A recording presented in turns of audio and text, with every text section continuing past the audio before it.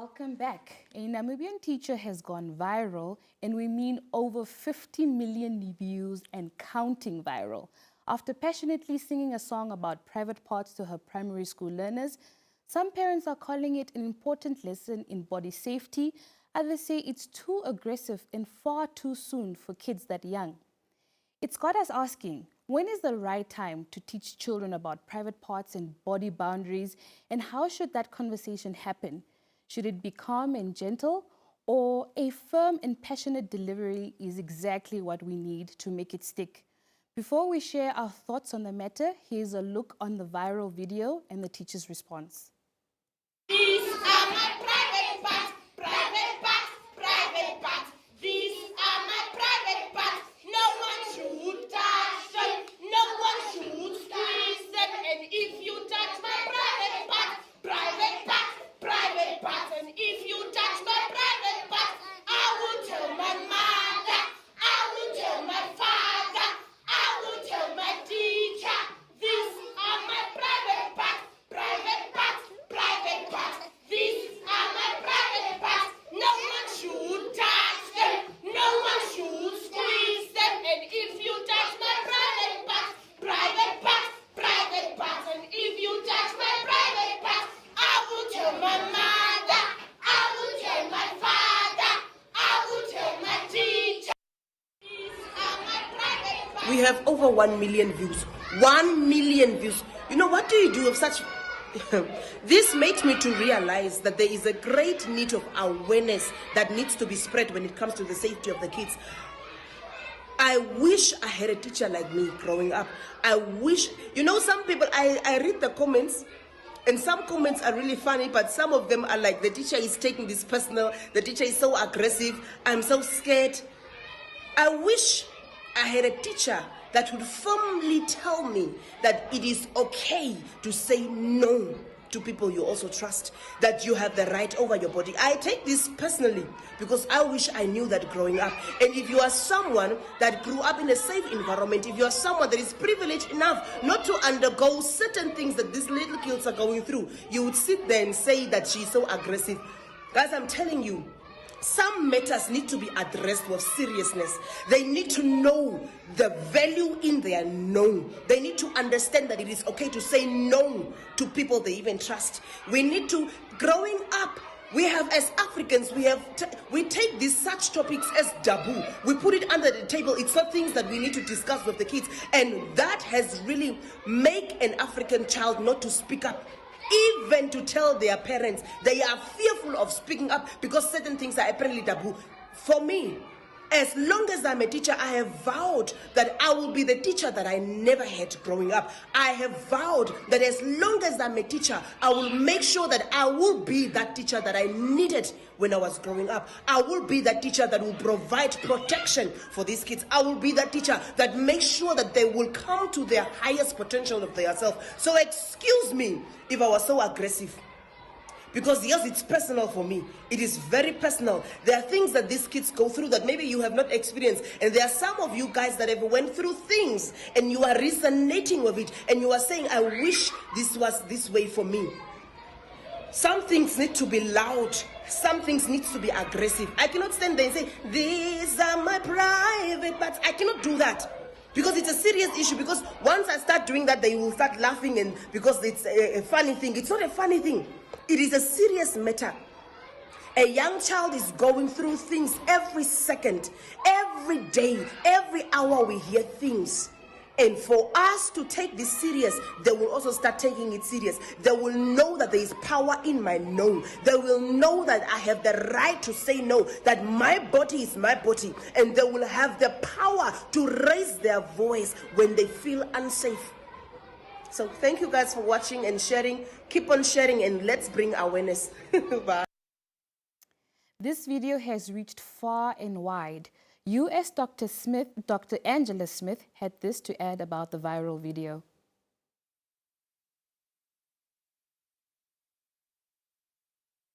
These are my private parts, private parts, private parts. These are my private parts. We have... You see that? There's no way that's just singing. This teacher is genius. what she's doing is she's helping wire the children's brains not to freeze in real time. Let me explain how. When she's shouting and singing the song and shouting at the same time, the children are learning to have a voice. That's social learning theory. They're learning to have a voice. If somebody goes near them, touches them, etc., in those places, they'll have a voice. Secondly, what she's doing by repetition is this bit of the brain, the frontal brain thinking bit, wise owl. She's helping switch it on in real time. And then the amygdala, the middle bit, the emotional bit, which is the guard dog, she's helping the wise owl to calm the guard dog down in real time. And then lastly, the vagus nerve, responsible for calming the heart and lungs, by them singing under these conditions, it's calming everything down. So really what she's teaching them, it's brain science, is to wire their brains that if somebody touches them or does something that they feel uncomfortable, they feel strong enough to have a voice. And most importantly, she's teaching them not to freeze.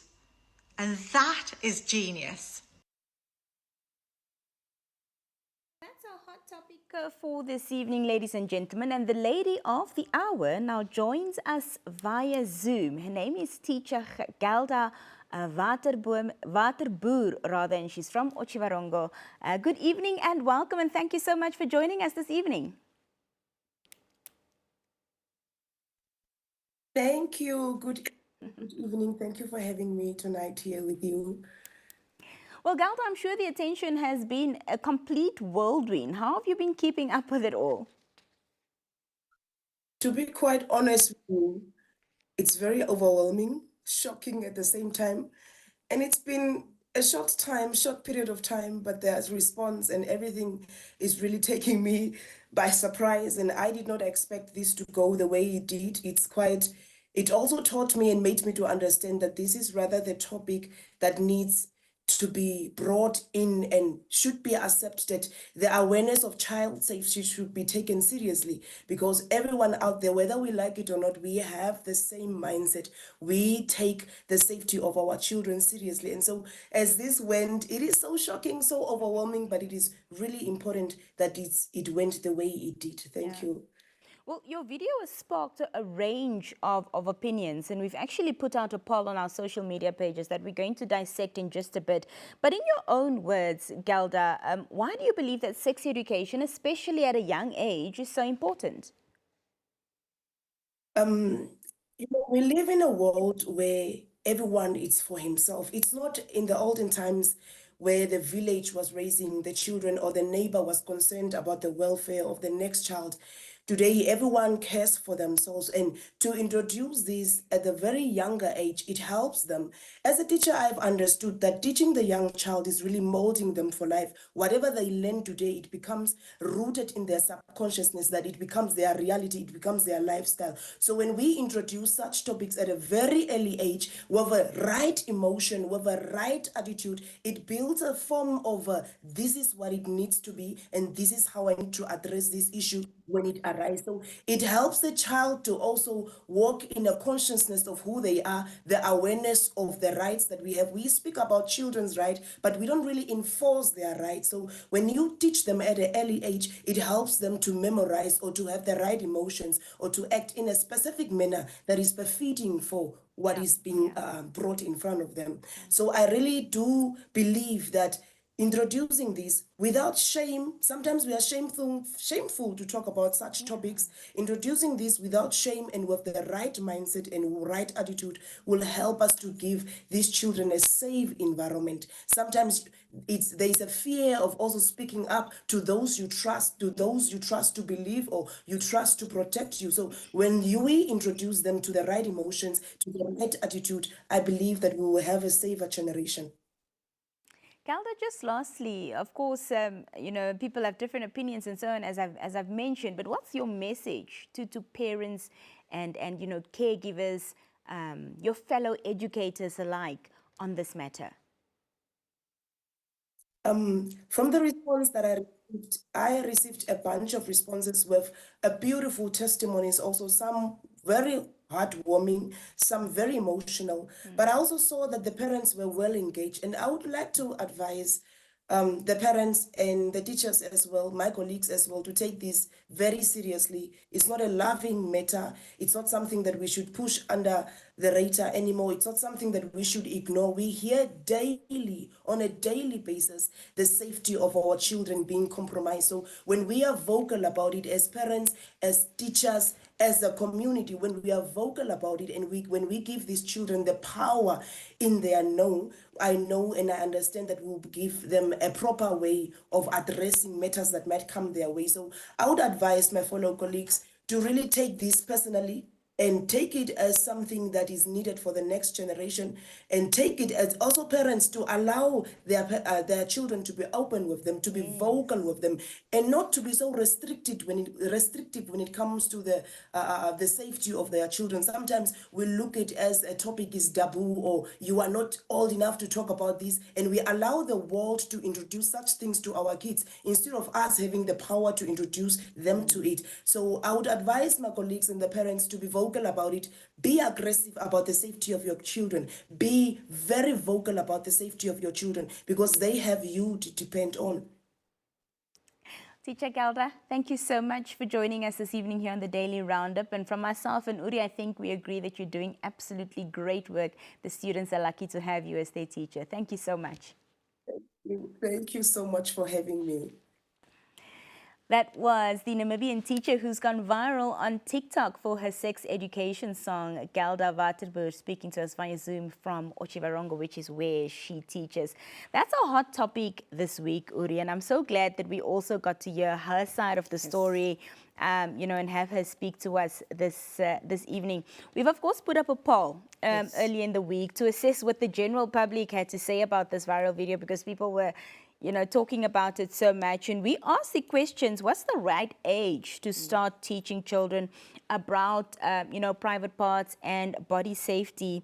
And the options were before the age of 5. Yeah. And then the ages of 5 to 7, 8 to 10. And then, of course, the last option was only in teenage years. And the majority of the people who participated in the poll said between the ages of 5 to 7. Yeah. So that's really when you're in grade 0, grade 0, and you're now going to grade 1. But as, Teacher Gelda mentioned, yes, fine, it's good to catch them young, but I would say even younger. Really? I would say even younger. What are your thoughts, Uri? I personally, I was actually having this topic with a friend of mine yesterday, and I was asking her, what age do you think we should teach our kids? And she was saying the same thing as you are, before the age of 5. But I think 5, like before the age of 5, but firmly at 5. Yeah. Yeah, definitely not after 5. For me, I would say that. I'm saying before 5, and when I say before 5, I mean like from the ages of 2, perhaps the ages my son is, where he's fully understanding. He knows he knows yes, he knows right from wrong. So when they've got understanding, I think then you should begin to teach them stuff like this, because abuse doesn't wait for you to be a certain age. And there's so many cases of abuse that we see happening to children under the age of 5 years old. Yeah. So why wait to, tell them how to react to this a bit later on? If the earlier they have the tools, in my opinion, the better. And when I saw, the song, I immediately also taught it to my son, and he was like, shocked, what's going on? And I'll continue to do so, because like I say, abuse doesn't wait for you to be a certain age. I mean, just recently in South Africa, we saw the story of Nikita, who was 4 years old, who was abused and I think sexually assaulted by her dad, and ended up passing away. Again, yesterday in the Namibian, I saw on the front page, 3 boys were suspended over the alleged rape of a grade 1 pupil. What? 3 boys suspended over the alleged rape of a grade 1 pupil. Now, we don't know what age the perpetrators are in this case, but a grade 1 pupil generally would be between 6, 7, and perhaps 8 if you started a bit late. Yeah.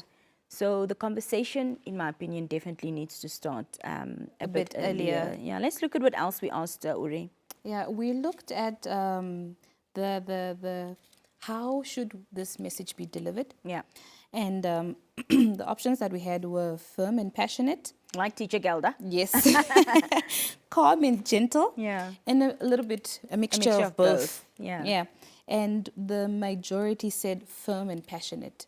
Firm and passionate. Okay. Firm and passionate on Fantastic. X, on our X. That's on the platform. X platform. Yes, yes, yes. Well, X people are really vocal people. They like, you know, on our WhatsApp channel though, our NBC Digital Page WhatsApp channel, the majority of people there said calm and gentle. And I also don't think that calm and gentle is going to get the message across firmly. I agree with Teacher Gelda Yeah. in the sense where she said that if she does it gently, kids will start laughing. Like, what is this? It becomes playful. So I do agree with the firm and passionate approach. But Yeah. a little bit of, you know, gentleness there as well, but not too gentle. You should, you know, as a parent, how you Get should the message across. Yeah.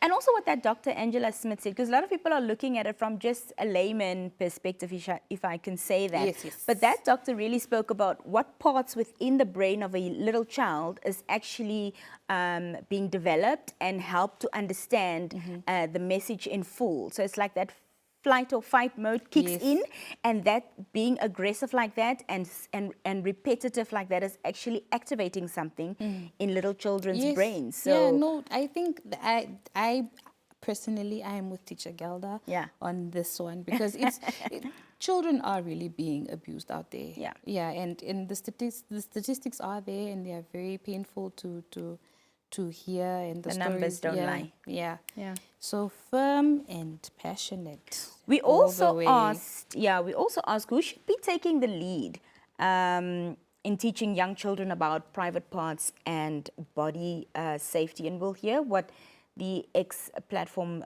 voters just said.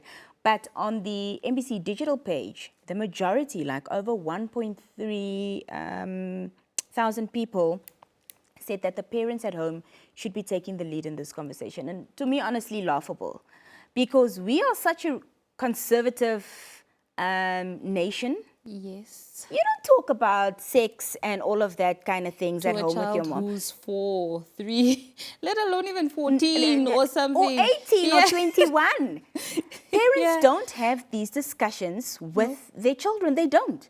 So it was really, really, you know, uncanny to me that the majority of the voters said that the parents at home should do it. lead this conversation, when we know for a fact and without doubt that even in 2025, the topic of sexual education or sex just in general, or even saying private parts in front of your parents as a Black African child or a Namibian child, it's just not what we're accustomed to, and it's not popular.